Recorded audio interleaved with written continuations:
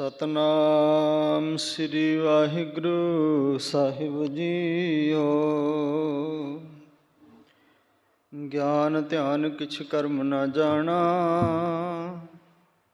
ਸਾਰ ਨ ਜਾਣਾ ਤੇਰੀ।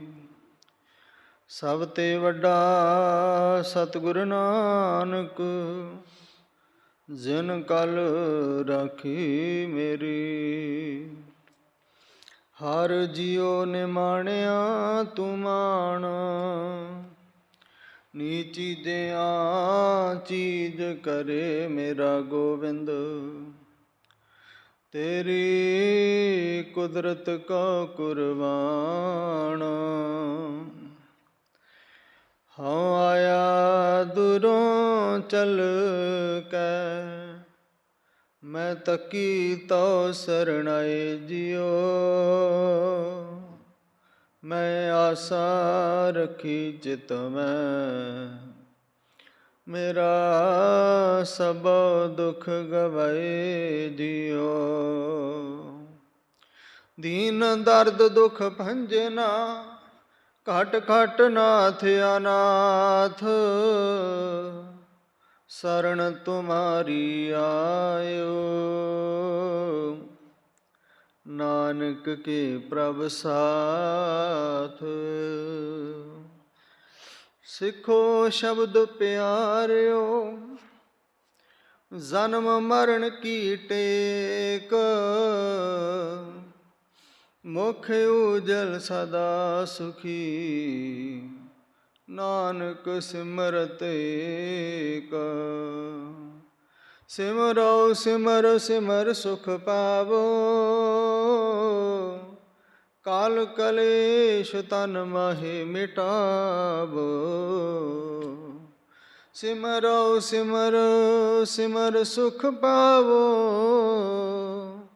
ਆਪ ਜਪੋ ਅਵਰੈ ਨਾਮ ਜਪਾਵੋ। ਵਾਹਿਗੁਰੂ। ਬਿਲਾਵਲ ਮਹੱਲਾ ਪੰਜਵਾ।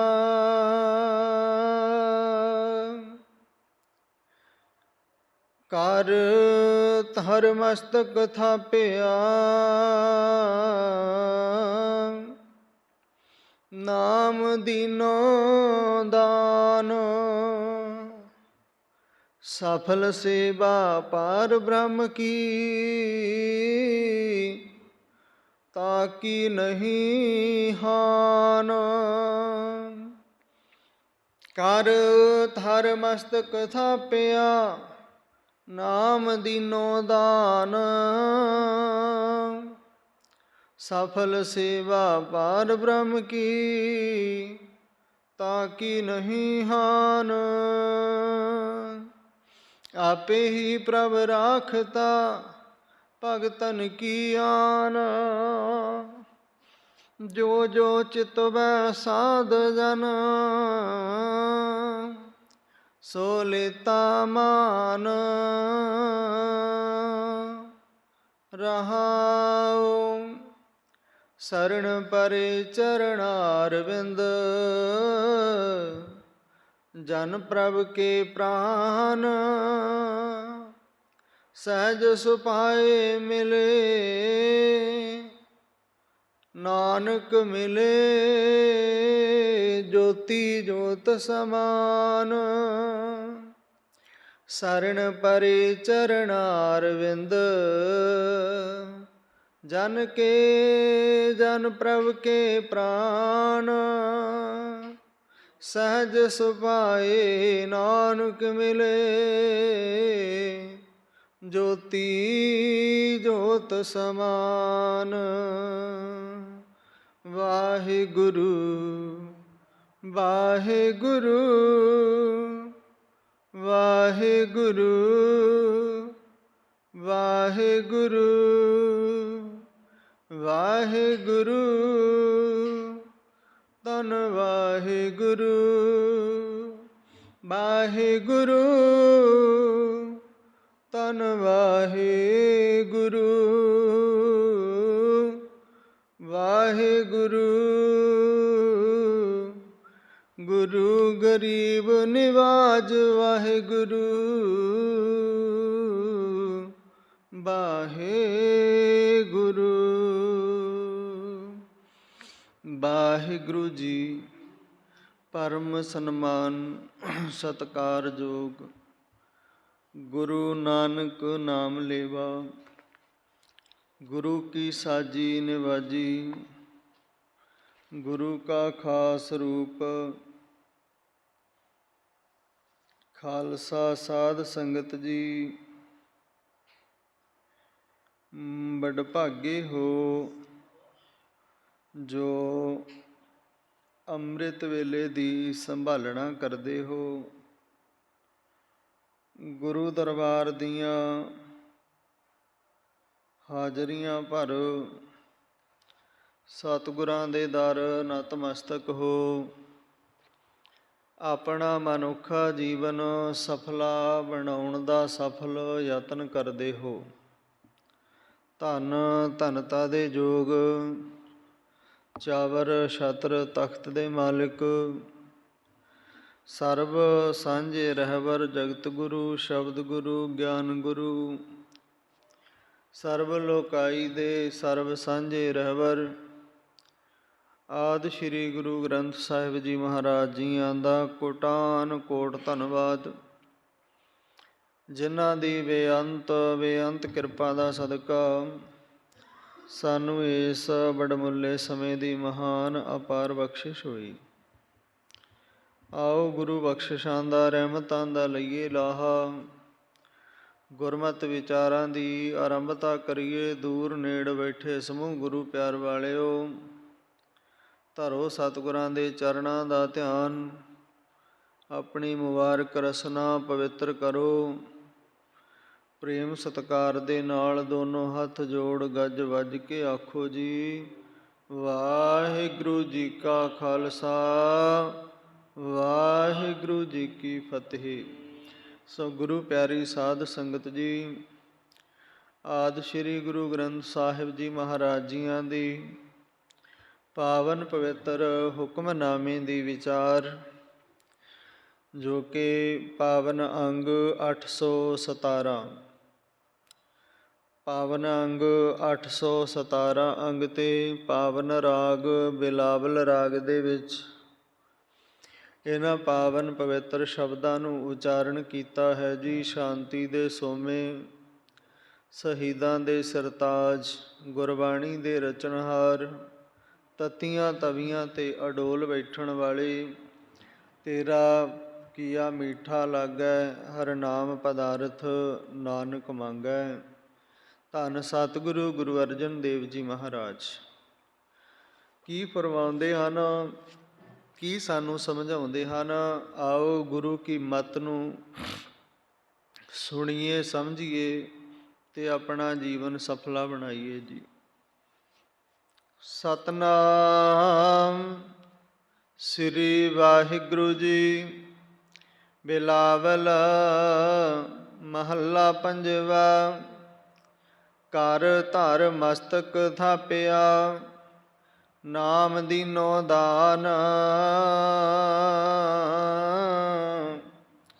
ਧੰਨ ਸਤਿਗੁਰੂ ਗੁਰੂ ਅਰਜਨ ਦੇਵ ਜੀ ਮਹਾਰਾਜ ਫਰਮਾਉਂਦੇ ਹਨ, ਕਰ ਦੇ ਅਰਥ ਨੇ ਹੱਥ, ਭਾਵ ਇੱਕ ਵਚਨ। ਧਾਰ ਤੋਂ ਭਾਵ ਧਰ ਕੇ, ਮਸਤਕ ਮੱਥੇ ਨੂੰ ਕਹਿੰਦੇ ਨੇ। ਥਾਪਿਆ ਤੋਂ ਭਾਵ ਥਾਪਣਾ ਦਿੱਤੀ। ਦਾਨ ਭਾਵ ਦਾਨ ਦੇ ਤੌਰ 'ਤੇ।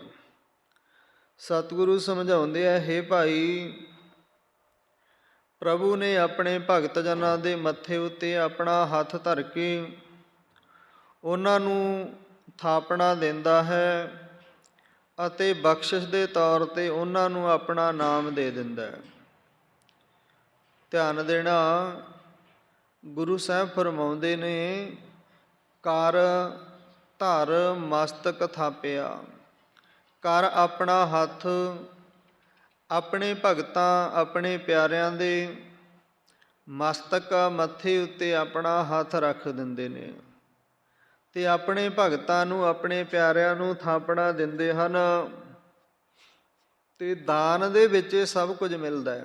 ਬਦਲੇ ਵਿੱਚ ਪਰਮਾਤਮਾ ਦੀ ਕੋਈ ਸਾਡੇ ਤੋਂ ਮੰਗ ਨਹੀਂ, ਕੇਵਲ ਮੰਗ ਹੈ ਤੇ ਇੱਕੋ ਹੀ ਹੈ, ਪ੍ਰੇਮ ਦੀ ਮੰਗ, ਭਾਵਨਾ ਦੀ ਮੰਗ, ਸ਼ਰਧਾ ਦੀ ਮੰਗ, ਸ਼ੁਭ ਗੁਣਾਂ ਦੀ ਮੰਗ। ਮਨੁੱਖ ਦੇ ਅੰਦਰ ਜਿੰਨਾ ਚਿਰ ਗੁਣ ਰਹਿਣਗੇ ਓਨਾ ਚਿਰ ਮਨੁੱਖ ਕੋਈ ਗਲਤ ਕਰਮ ਨਹੀਂ ਕਰੇਗਾ। ਜਿਸ ਦਿਨ ਮਨੁੱਖ ਦੇ ਜੀਵਨ ਵਿੱਚੋਂ ਗੁਣ ਗਲ ਜਾਣ, ਉਸ ਦਿਨ ਮਨੁੱਖ ਫਿਰ ਇਹ ਕਹਿ ਲਓ ਵੀ ਆਤਮਿਕ ਤੌਰ 'ਤੇ ਮੌਤ ਹੋ ਜਾਂਦੀ ਹੈ, ਸਰੀਰ ਕਰਕੇ ਜਿਉਂਦਾ ਹੈ। ਜਿੰਨਾ ਚਿਰ ਗੁਣ ਹੈ ਓਨਾ ਚਿਰ ਉਸ ਨੂੰ ਜੀਵ ਮਨੁੱਖ ਬੰਦਾ ਕਿਹਾ ਜਾ ਸਕਦਾ ਹੈ। ਜਦੋਂ ਗੁਣ ਗਲ ਜਾਣ ਫਿਰ ਆਤਮਿਕ ਤੌਰ 'ਤੇ ਬੰਦੇ ਦੀ ਮੌਤ ਹੈ, ਸਰੀਰ ਕਰਕੇ ਜਿਉਂਦਾ। ਗਿਆਨੀ ਜਰਨੈਲ ਸਿੰਘ ਜੀ ਭਿੰਡਰਾਂ ਵਾਲੇ ਮਹਾਂਪੁਰਸ਼ ਫਰਮਾਇਆ ਕਰਦੇ ਸਨ, ਕਹਿੰਦੇ ਸਨ, ਮੈਂ ਸਰੀਰ ਦੇ ਮਰਨ ਨੂੰ ਮੌਤ ਨਹੀਂ ਮੰਨਦਾ। ਜਿਹੜਾ ਕੋਈ ਜ਼ਮੀਰ ਤੌਰ 'ਤੇ ਆਤਮਿਕ ਤੌਰ 'ਤੇ ਮਰ ਜਾਂਦਾ ਉਸ ਦੀ ਮੌਤ ਹੈ, ਉਹ ਮੰਨਦਾ ਮੈਂ। ਅਤੇ ਗੱਲ ਵੀ ਇਵੇਂ ਹੀ ਹੈ ਸੰਗਤ ਜੀ, ਜਿਹੜੇ ਰੱਬ ਦੇ ਪਿਆਰੇ ਨੇ ਉਹਨਾਂ ਨੇ ਆਪਣੇ ਗੁਣਾਂ ਨੂੰ ਨਹੀਂ ਤਿਆਗਿਆ।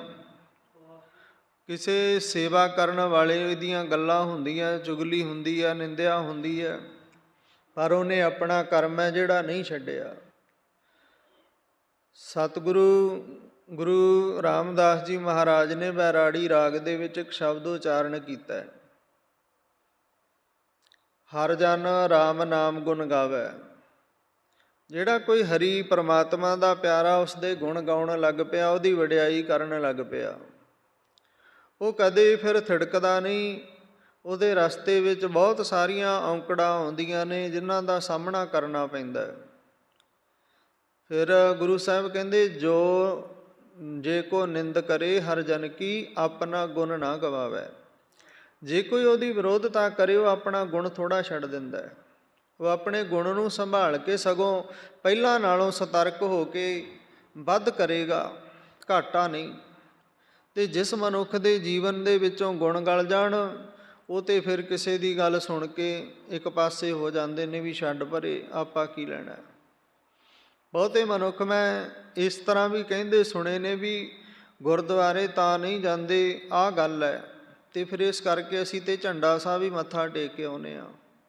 ਸੰਗਤ ਜੀ, ਇਹ ਗੁਰੂ ਮਹਾਰਾਜ ਸਾਰੀਆਂ ਥਾਵਾਂ 'ਤੇ ਇੱਕੋ ਹੀ ਹੈ, ਪਰ ਜੋ ਨਗਰ ਦੇ ਵਿੱਚ ਪਾਵਨ ਸਥਾਨ ਬਣਾਏ ਨੇ, ਇਸ ਵਾਸਤੇ ਬਣਾਏ ਨੇ ਕਿ ਆਪ ਜੀ ਨੂੰ ਕਿਤੇ ਦੂਰ ਦਰਾਡੇ ਨਾ ਜਾਣਾ ਪਏ।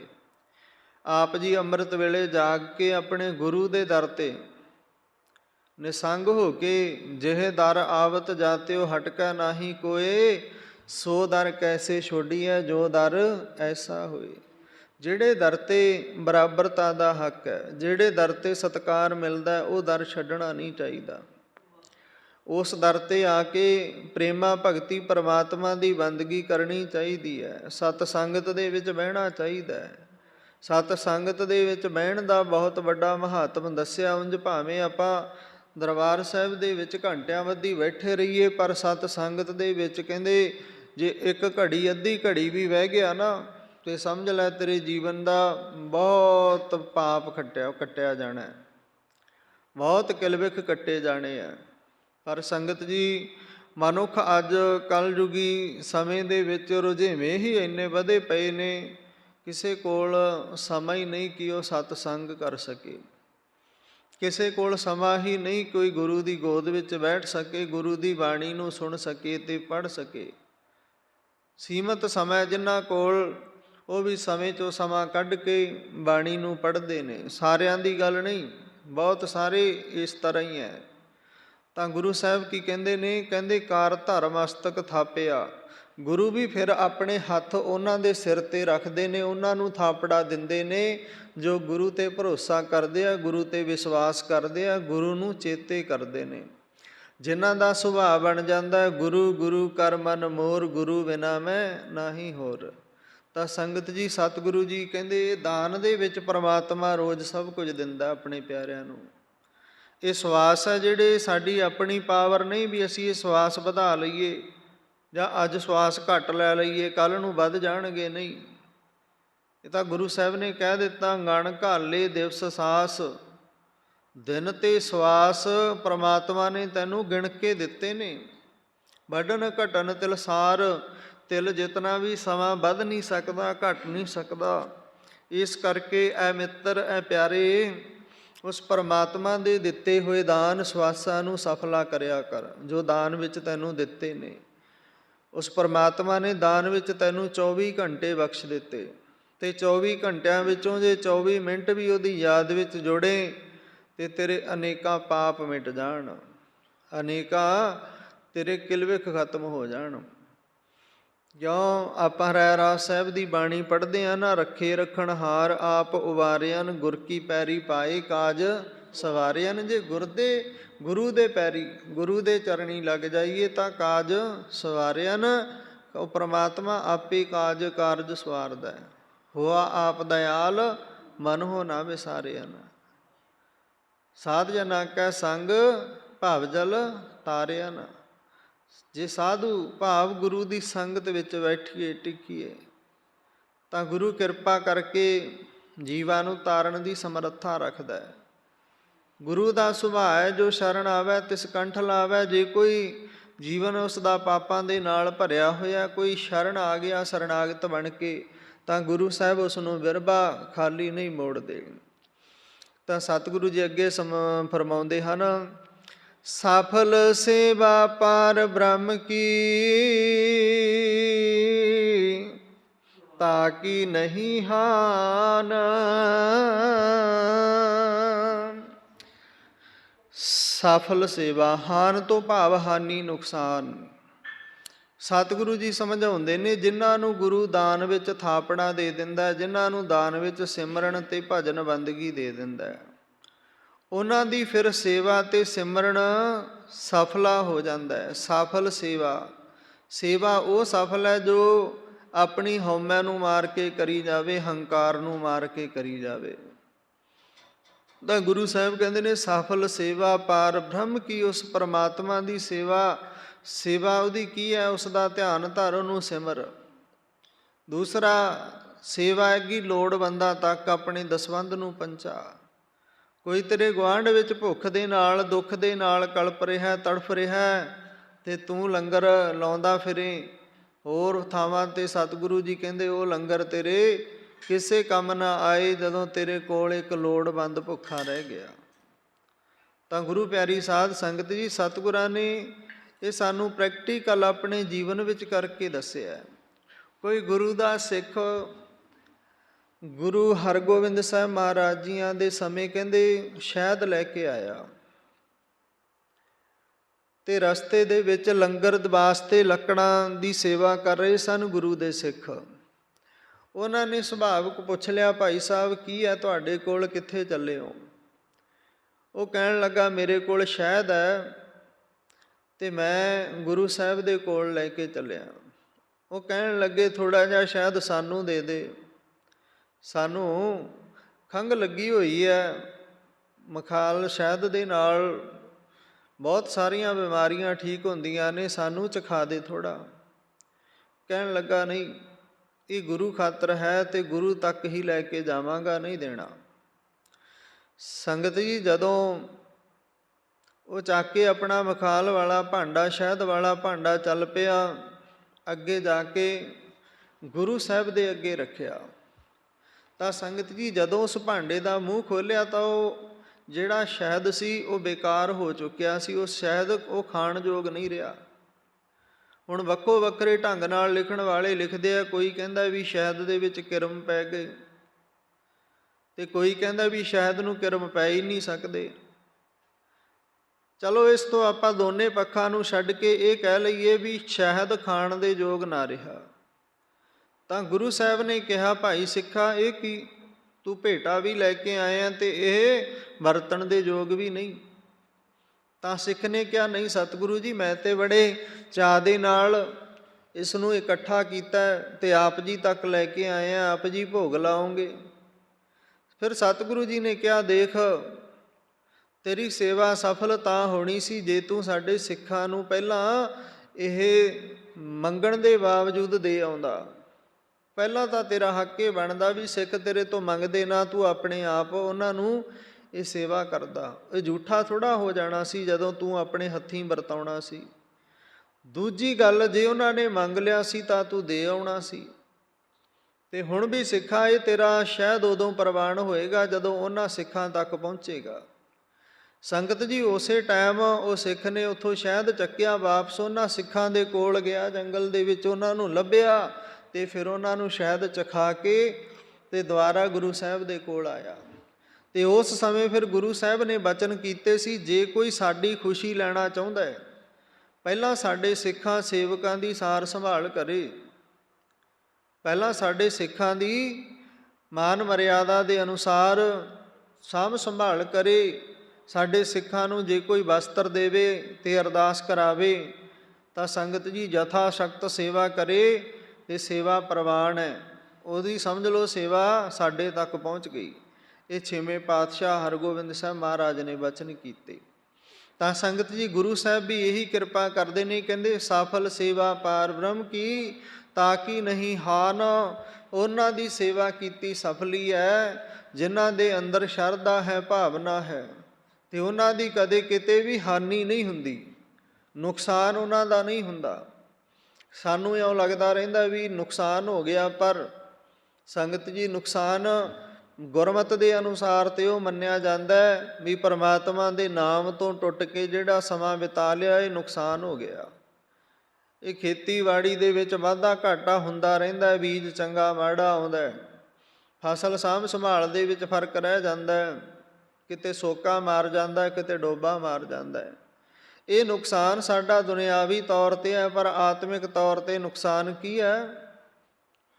ਆਤਮਿਕ ਤੌਰ 'ਤੇ ਨੁਕਸਾਨ ਇਹ ਹੈ ਕਿ ਪਰਮਾਤਮਾ ਦੇ ਨਾਲੋਂ ਟੁੱਟ ਕੇ ਜਿਹੜੇ ਦਿਨ ਬਿਤਾਏ ਨੇ, ਪਰਮਾਤਮਾ ਦੀ ਯਾਦ ਬਿਨਾਂ ਜਿਹੜੇ ਸਮੇਂ ਨੂੰ ਬਿਤਾਇਆ ਤੂੰ, ਤਾਂ ਗੁਰੂ ਸਾਹਿਬ ਕਹਿੰਦੇ ਉਹ ਕਿਸੇ ਤਰ੍ਹਾਂ ਦਾ ਫਿਰ ਉਹਨਾਂ ਦਾ ਨੁਕਸਾਨ ਨਹੀਂ ਹੁੰਦਾ, ਕੋਈ ਹਾਨੀ ਨਹੀਂ ਹੁੰਦੀ, ਕਿਉਂਕਿ ਉਹਨਾਂ ਨੇ ਆਪਣੇ ਜੀਵਨ ਵਿੱਚ ਆਪਣੇ ਗੁਰੂ ਪਰਮੇਸ਼ਰ ਨੂੰ ਖੁਸ਼ ਕਰ ਲਿਆ। ਤੇ ਜਿਨ੍ਹਾਂ ਨੇ ਆਪਣੇ ਗੁਰੂ ਪਰਮੇਸ਼ਰ ਪਰਮਾਤਮਾ ਨੂੰ ਖੁਸ਼ ਕਰ ਲਿਆ, ਉਹਨਾਂ ਦਾ ਫਿਰ ਕਿਸੇ ਤਰ੍ਹਾਂ ਨੁਕਸਾਨ ਨਹੀਂ ਹੁੰਦਾ। ਸਮੇਂ ਦਾ ਨੁਕਸਾਨ ਨਹੀਂ, ਸਮੇਂ ਦੇ ਨਾਲ ਸਮੇਂ ਦੇ ਮਾਲਕ ਨੂੰ ਸਮੇਂ ਸਿਰ ਉੱਠ ਕੇ ਸਮੇਂ ਸਿਰ ਸਿਮਰ ਕੇ ਉਸ ਪਰਮਾਤਮਾ ਨੂੰ ਖੁਸ਼ ਕਰ ਲੈਣਾ, ਫਿਰ ਉਸ ਤੋਂ ਦਾਤਾਂ ਮੰਗਣੀਆਂ। ਸਾਚੇ ਸਾਹਿਬਾ ਕਿਆ ਨਾਹੀ ਘਰ ਤੇਰਾ, ਘਰ ਤਾਂ ਤੇਰਾ ਸਭ ਕੁਛ ਹੈ, ਜਿਸ ਦੇਹ ਸੋ ਪਾਵੇ। ਤੇਰੇ ਘਰ ਵਿੱਚ ਬੜਾ ਕੁਝ ਹੈ, ਪਰ ਦਾਤਾ ਮਿਲਦਾ ਕਿਹਨੂੰ ਹੈ? ਜੇ ਕੋਈ ਸ਼ਰਧਾ ਤੇ ਭਾਵਨਾ ਦੇ ਨਾਲ ਆਪ ਜੀ ਦਾ ਧਿਆਨ ਧਰੇ। ਜਿਵੇਂ ਭਾਈ ਸ਼ਾਲੋ ਜੀ ਗੁਰੂ ਕੇ ਪਿਆਰੇ ਸਿੱਖ ਹੋਏ ਨੇ, ਹਰਿਮੰਦਰ ਸਾਹਿਬ ਦੀ ਧਰਤੀ ਦੇ ਉੱਪਰ ਕਹਿੰਦੇ ਕਈ ਮਹੀਨੇ ਮੀਂਹ ਨਾ ਹਟਿਆ, ਲਗਾਤਾਰ ਬਹੁਤ ਸਮਾਂ ਮੀਂਹ ਪੈਂਦਾ ਰਿਹਾ। ਗੁਰੂ ਕੇ ਲੰਗਰ ਵਾਸਤੇ ਜੋ ਬਾਲਣ ਸੀ, ਲੱਕੜ ਸੀ ਨਾ, ਸਾਰੀ ਬਲ ਗਈ। ਤੇ ਜਦੋਂ ਫਿਰ ਕੋਈ ਕੰਮ ਚੱਲ ਹੀ ਨਹੀਂ ਰਿਹਾ, ਬਾਹਰ ਨਹੀਂ ਜਾਇਆ ਜਾ ਸਕਦਾ, ਤੇ ਲੱਕੜਾਂ ਆਉਣ ਕਿੱਥੋਂ? ਤਾਂ ਗੁਰੂ ਕਾ ਸਿੱਖ ਭਾਈ ਸ਼ਾਲੋ ਬੜੇ ਪ੍ਰੇਮਾ ਭਗਤੀ ਵਾਲਾ, ਬੰਦਗੀ ਵਾਲਾ ਸਿੱਖ ਸੀ। ਉਸ ਨੇ ਸੰਗਤ ਜੀ ਅੰਮ੍ਰਿਤਸਰ ਦੇ ਵਿੱਚ ਇਹ ਹੋਕਾ ਦੇ ਦਿੱਤਾ ਵੀ ਜੇ ਕੋਈ ਗੁਰੂ ਦੇ ਲੰਗਰਾਂ ਵਾਸਤੇ ਲੱਕੜ, ਪਾਥੀਆਂ, ਜੋ ਵੀ ਲੰਗਰ ਵਾਸਤੇ, ਰਸਤ ਵਾਸਤੇ ਆ ਲੱਕੜ ਬਾਲਣ ਪਹੁੰਚਾਏਗਾ, ਦੁੱਧ ਵਾਲਿਆਂ ਨੂੰ ਦੁੱਧ, ਬੇਔਲਾਦਿਆਂ ਨੂੰ ਔਲਾਦ, ਤੇ ਜਿਨ੍ਹਾਂ ਨੂੰ ਪੁੱਤਰ ਦੀ ਲੋੜ ਆ ਉਹਨਾਂ ਨੂੰ ਪੁੱਤਰ ਮਿਲੇਗਾ। ਜਦੋਂ ਇਸ ਤਰ੍ਹਾਂ ਗੱਲ ਸੁਣੀ, ਸਾਰੇ ਅੰਮ੍ਰਿਤਸਰ ਦੇ ਵਿੱਚ ਗੱਲ ਫੈਲ ਗਈ। ਸੰਗਤ ਜੀ ਇੰਨਾ ਬਾਲਣ ਇਕੱਠਾ ਹੋ ਗਿਆ ਕਿ ਕਈ ਮਹੀਨਿਆਂ ਤੱਕ ਉਹ ਬਾਲਣ ਨਾ ਮੁੱਕਣ ਵਾਲਾ। ਤੇ ਸਿੱਖਾਂ ਨੇ ਜਾ ਕੇ ਗੁਰੂ ਸਾਹਿਬ ਗੁਰੂ ਰਾਮਦਾਸ ਜੀ ਮਹਾਰਾਜ ਨੂੰ ਕਿਹਾ, ਸਤਿਗੁਰੂ ਜੀ, ਭਾਈ ਸ਼ਾਲੋ ਆਪ ਜੀ ਦੀ ਆਗਿਆ ਤੋਂ ਬਿਨਾਂ ਲੋਕਾਂ ਨੂੰ ਦੁੱਧ ਪੁੱਤ ਵੰਡਦਾ ਫਿਰਦਾ। ਸਤਿਗੁਰਾਂ ਨੇ ਬੁਲਾਇਆ, ਆਓ ਭਾਈ ਸ਼ਾਲੋ ਜੀ। ਤਾਂ ਗੁਰੂ ਸਾਹਿਬ ਦੇ ਸਾਹਮਣੇ ਹੱਥ ਜੋੜ ਗਲ ਵਿੱਚ ਪੱਲੂ ਪਾ ਪੇਸ਼ ਹੋਇਆ ਤੇ ਨੀਵੀਂ ਪਾ ਕੇ ਖਲੋ ਗਿਆ। ਜਗਤ ਗੁਰੂ ਦੱਸੋ ਕੀ ਗੁਨਾਹ ਹੋਇਆ ਦਾਸਰੇ ਤੋਂ? ਸਤਿਗੁਰੂ ਕਹਿਣ ਲੱਗੇ, ਤੂੰ ਇਹ ਸਾਨੂੰ ਬਿਨਾਂ ਪੁੱਛੇ ਹੋਕਾ ਦੇ ਆਇਆ ਤੇ ਤੈਨੂੰ ਭਰੋਸਾ ਏ ਵੀ ਇਹ ਸਭ ਕੁਝ ਹੋ ਸਕਦਾ ਹੈ? ਤਾਂ ਉਸਨੇ ਫਿਰ ਗੁਰੂ ਸਾਹਿਬ ਦੇ ਅੱਗੇ ਹੱਥ ਜੋੜ ਕੇ ਇਹੀ ਬਚਨ ਕੀਤਾ, ਸਾਚੇ ਸਾਹਿਬਾ ਕਿਆ ਨਾਹੀ ਘਰ ਤੇਰਾ। ਮੈਂ ਤੈਨੂੰ ਪੁੱਛਦਾ ਤੇ ਤਾਂ ਤੁਹਾਨੂੰ, ਜੇ ਤੁਹਾਡੇ ਘਰ ਵਿੱਚ ਕੁਝ ਨਾ ਹੋਵੇ। ਤੁਸੀਂ ਲੋਕ ਤੇ ਪਰਲੋਕ ਦੇ ਰਾਖੇ ਹੋ, ਤੁਹਾਡੇ ਘਰ ਵਿੱਚ ਬੇਸ਼ੁਮਾਰ ਦੌਲਤਾਂ, ਸਭ ਕੁਝ ਭਰਿਆ ਪਿਆ। ਦਾਤਾਰ ਪਾਤਸ਼ਾਹ ਜਿਨ੍ਹਾਂ ਨੇ ਸੇਵਾ ਕੀਤੀ ਹੈ, ਪੁੱਛਦਾ ਤੇ ਮੈਂ ਤਾਂ ਜੇ ਤੁਹਾਡੇ ਘਰ ਵਿੱਚ ਕੁਝ ਨਾ ਹੁੰਦਾ। ਤੁਹਾਡੇ ਘਰ ਵਿੱਚ ਸਭ ਕੁਝ ਹੈ, ਇਸ ਕਰਕੇ ਮੈਂ ਤੁਹਾਡੇ ਭਰੋਸੇ ਸਾਰੀ ਸੰਗਤ ਨੂੰ, ਸਾਰੇ ਸ਼ਹਿਰ ਨੂੰ ਢੰਡੋਰਾ ਪਿਟਵਾ ਕੇ ਕਿਹਾ ਵੀ ਗੁਰੂ ਸਾਹਿਬ ਦੇ ਖਜ਼ਾਨੇ ਭਰੇ ਪਏ ਨੇ, ਲੋੜਵੰਦਾਂ ਦੀ ਲੋੜ ਪੂਰੀ ਹੋਏਗੀ। ਕੋਈ ਸੇਵਾ ਤੇ ਕਰਕੇ ਵੇਖੇ ਗੁਰੂ ਰਾਮਦਾਸ ਦੇ ਘਰ ਦੀ। ਤਾਂ ਸੰਗਤ ਜੀ, ਗੁਰੂ ਸਾਹਿਬ ਨੇ ਫਿਰ ਭਾਈ ਸ਼ਾਲੋ ਨੂੰ ਵਰਦਾਨ ਦਿੱਤਾ, ਭਾਈ ਸ਼ਾਲੋ ਜਾਓ, ਅੱਜ ਤੋਂ ਬਾਅਦ ਜਿਨ੍ਹਾਂ ਨੇ ਸੇਵਾ ਕੀਤੀ ਹੈ ਸਭ ਨੂੰ ਮਨਵਾਂਛਿਤ ਫਲ ਪ੍ਰਾਪਤ ਹੋਣਗੇ। ਜਿਨ੍ਹਾਂ ਨੇ ਜੋ ਦਾਨ ਪੁੰਨ ਕੀਤਾ, ਲੱਕੜ ਬਾਲਣ ਲੰਗਰ ਵਾਸਤੇ ਦਿੱਤਾ, ਇਹ ਸਭ ਦੀ ਸੇਵਾ ਪ੍ਰਵਾਨ ਹੈ ਅਤੇ ਸਭ ਨੂੰ ਜੋ ਮੰਗਿਆ ਉਹ ਮਿਲੇਗਾ। ਦੂਜੀ ਗੱਲ, ਭਾਈ ਸ਼ਾਲੋ ਜੀ ਅੱਜ ਤੋਂ ਬਾਅਦ ਤੁਸੀਂ ਜਾਓ, ਤੁਹਾਡੇ ਟਿਕਾਣੇ 'ਤੇ ਬੈਠ ਕੇ ਉਸ ਪਰਮਾਤਮਾ ਦਾ ਸਿਮਰਨ ਕਰੋ, ਧਿਆਨ ਧਰੋ। ਅੱਜ ਜੇ ਕੋਈ ਇਸ ਤੋਂ ਬਾਅਦ ਸਦੀਆਂ ਤੱਕ ਇਹ ਗੱਲ ਅਮਰ ਰਹੇਗੀ, ਤੁਹਾਡੇ ਅਸਥਾਨ 'ਤੇ ਜਾ ਕੇ ਅਰਦਾਸ ਬੇਨਤੀ ਕਰਵਾਏਗਾ ਅਤੇ 2 ਪਾਥੀਆਂ ਲੱਕੜ ਲੈ ਕੇ ਜਾਏਗਾ, ਉਸ ਦੀ ਲੋੜ ਪੂਰੀ ਹੋਵੇਗੀ। ਭਾਵ ਜੇ ਕਿਸੇ ਦੇ ਘਰ ਔਲਾਦ ਨਹੀਂ ਅਤੇ ਆਪ ਜੀ ਦੇ ਦਰ 'ਤੇ ਜਾ ਕੇ ਕੋਈ ਅਰਦਾਸ ਕਰਵਾਏਗਾ ਅਤੇ ਬੇ ਔਲਾਦਿਆਂ ਨੂੰ ਔਲਾਦ ਮਿਲੇਗੀ। ਤਾਂ ਸੰਗਤ ਜੀ, ਇਹ ਪ੍ਰੈਕਟੀਕਲ ਮੈਂ ਆਪਣੇ ਜੀਵਨ ਵਿੱਚ ਕਰਕੇ ਵੇਖਿਆ। ਕਈ ਗੁਰਮੁਖ ਪਿਆਰਿਆਂ ਨੂੰ ਉੱਥੇ ਲਿਜਾ ਕੇ ਅਰਦਾਸ ਕਰਵਾਈ ਹੈ, ਜਿਨ੍ਹਾਂ ਦੇ 4-4 5-5 ਧੀਆਂ ਸੀ ਨਾ, ਪੁੱਤਰ ਕੰਨੀਓਂ ਤਰਸਦੇ ਸੀ, ਅਤੇ ਉਹਨਾਂ ਨੂੰ ਦਾਸ ਨੇ ਉੱਥੇ ਲਿਜਾ ਕੇ ਅਰਦਾਸ ਬੇਨਤੀ ਕਰਵਾਈ ਹੈ ਅਤੇ ਗੁਰੂ ਮਹਾਰਾਜ ਨੇ ਕਿਰਪਾ ਕਰ ਦਿੱਤੀ। ਉਹਨਾਂ ਦੇ ਘਰ ਅੱਜ ਪੁੱਤਰ ਖੇਡਦੇ ਨੇ ਅਤੇ ਉਹਨਾਂ ਦੀ ਵੰਸ਼ ਪੀੜ੍ਹੀ ਹੈ ਜਿਹੜੀ ਅੱਗੇ ਚੱਲਣੀ ਸ਼ੁਰੂ ਹੋ ਜਾਣੀ ਹੈ। ਤਾਂ ਇਸ ਕਰਕੇ ਸੰਗਤ ਜੀ, ਭਰੋਸਾ ਗੁਰੂ 'ਤੇ ਹੋਵੇ ਅਤੇ ਸਿੱਖ ਦੇ ਕੀਤੇ ਵਚਨ ਨੂੰ ਗੁਰੂ ਕਦੇ ਮੋੜਦਾ ਨਹੀਂ, ਕਦੇ ਹੇਠੀ ਨਹੀਂ ਹੋਣ ਦਿੰਦਾ ਆਪਣੇ ਪਿਆਰਿਆਂ ਦੀ।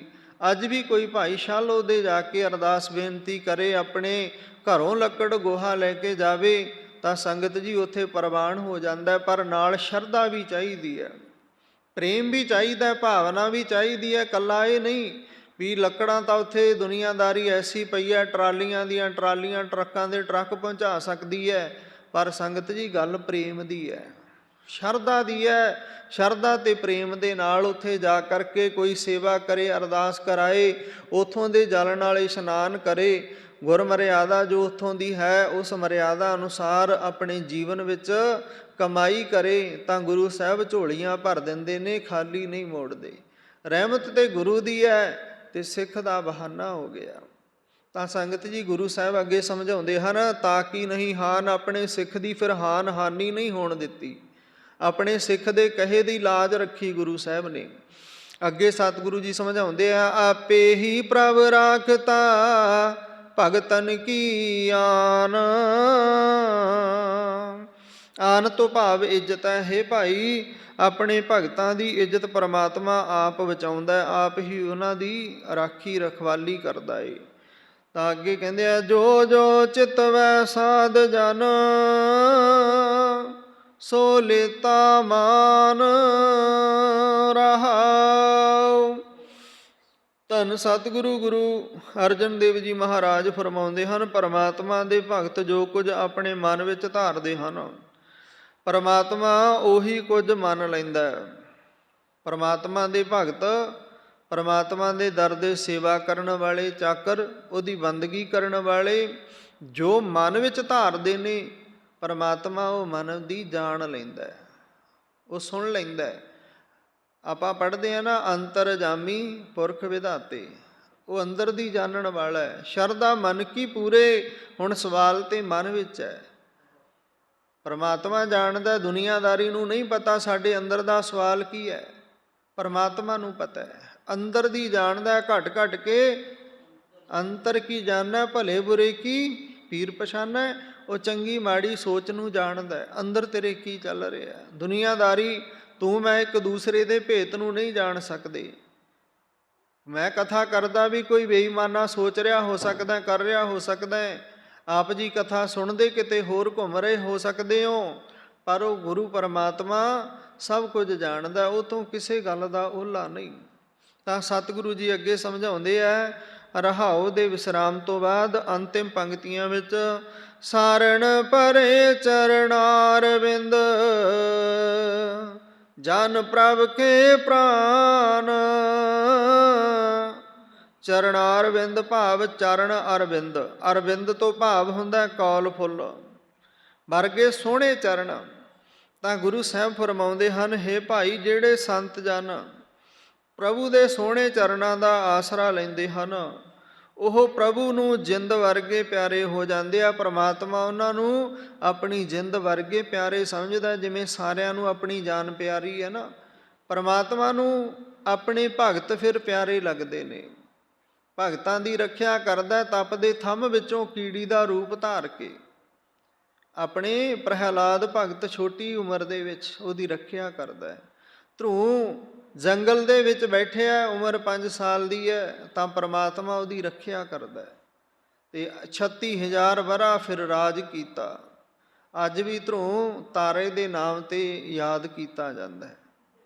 ਤਾਂ ਸੰਗਤ ਜੀ, ਜਿੰਨੇ ਵੀ ਭਗਤ ਹੋਏ ਨੇ, ਜਿੰਨੇ ਵੀ ਪਰਮਾਤਮਾ ਦੀ ਬੰਦਗੀ ਕਰਨ ਵਾਲੇ ਹੋਏ ਨੇ, ਸਭ ਦੀ ਰਾਖੀ ਰੱਖਿਆ ਪਰਮਾਤਮਾ ਨੇ ਆਪ ਕੀਤੀ ਹੈ। ਆਪਣੇ ਪਿਆਰਿਆਂ ਨੂੰ ਕਦੇ ਖਰੋਚ ਤੱਕ ਨਹੀਂ ਆਉਣ ਦਿੱਤੀ।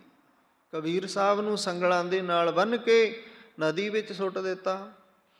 ਗੰਢ ਬਣਾ ਕੇ ਇੱਕ ਪੰਡ ਦੇ ਵਿੱਚ ਬੰਨ੍ਹ ਕੇ ਹਾਥੀ ਮੂਹਰੇ ਸੁੱਟ ਦਿੱਤਾ। ਜਿਉਂਦੇ ਜੀ ਨੂੰ ਚਿਖਾ ਵਿੱਚ ਚਿਣ ਕੇ ਅਗਨ ਲਾ ਦਿੱਤੀ, ਪਰ ਫਿਰ ਵੀ ਉਸ ਦਾ ਕੁਝ ਨਾ ਵਿਗਾੜ ਸਕੀ। ਕਿਉਂ?